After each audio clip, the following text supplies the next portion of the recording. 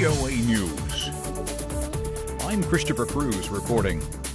President Trump's longtime personal lawyer, now former personal lawyer Michael Cohen, spent much of Wednesday testifying before the U.S. House Oversight Committee. The public session was televised nationwide on many of the country's television channels.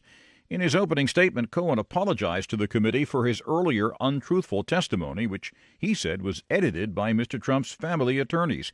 He said when he last testified, his role was to protect Mr. Trump, but that Wednesday's appearance was dedicated to telling the truth.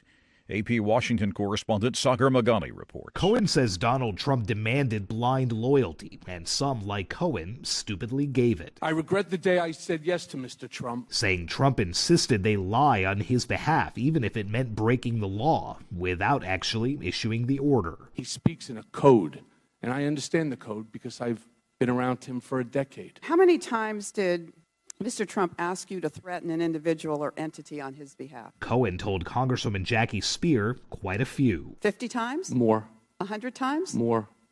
200 times? More. 500 times? Probably. Sagar Meghani, Washington. President Trump and North Korean leader, dictator Kim Jong-un, exchanged handshakes and pleasantries as they kicked off their second summit focused on denuclearizing the Korean peninsula. They are meeting in Hanoi. Tensions escalated between the nuclear-armed rivals India and Pakistan Wednesday, claims and counterclaims of shooting down each other's fighter planes.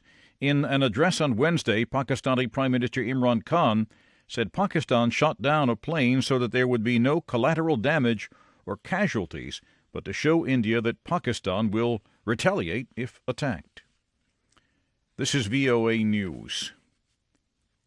Egyptian media say more than 20 people were killed, more than 40 wounded Wednesday after a passenger train crashed into the platform at Cairo's main rail station. The impact caused a fuel tank on the platform to explode, setting fire to the train. Correspondent Edward Iranian reports for VOA from Cairo. The accident at the Ramses railway station set off a massive fireball, incinerating the front cars of the train and causing horrific burns to passengers and bystanders on the platform adjacent to the crash. Surveillance cameras captured the incident, showing bystanders on fire and running to escape the inferno. One security camera showed a man, his body on fire, running down a set of stairs before collapsing. Rescue workers reported that many of the casualties were in critical condition, suffering severe burns. The United States and a number of other nations walked out of the United Nations Conference on Disarmament in Geneva, Switzerland, Wednesday, as a representative of Venezuela's embattled President Nicolas Maduro got ready to speak. Robert Wood is the U.S. ambassador to the event. He told reporters the walkout was meant to indicate that the Maduro government has no moral or political legitimacy. He called Maduro's rule unacceptable and said the spokesman's presence was a, quote, disgrace to the chamber.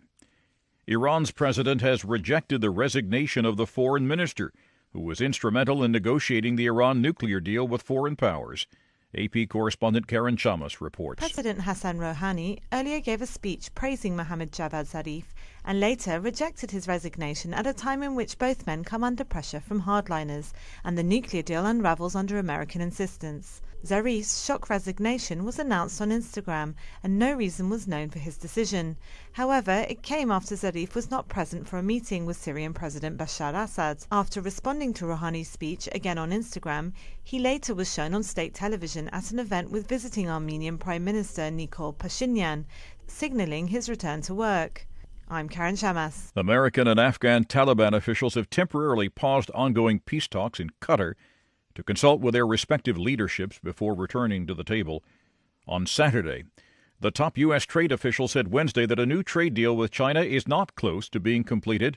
U.S. Trade Representative Robert Lighthizer, told a congressional panel much still needs to be done before an agreement can be reached. He said, if we can complete this effort, and again I say if, and if we can reach a resolution on this issue of enforceability, we might have an agreement. You can find more on these and other late-breaking and developing stories from around the world around the clock at voanews.com and on the VOA News mobile app. I'm Christopher Cruz. VOA News.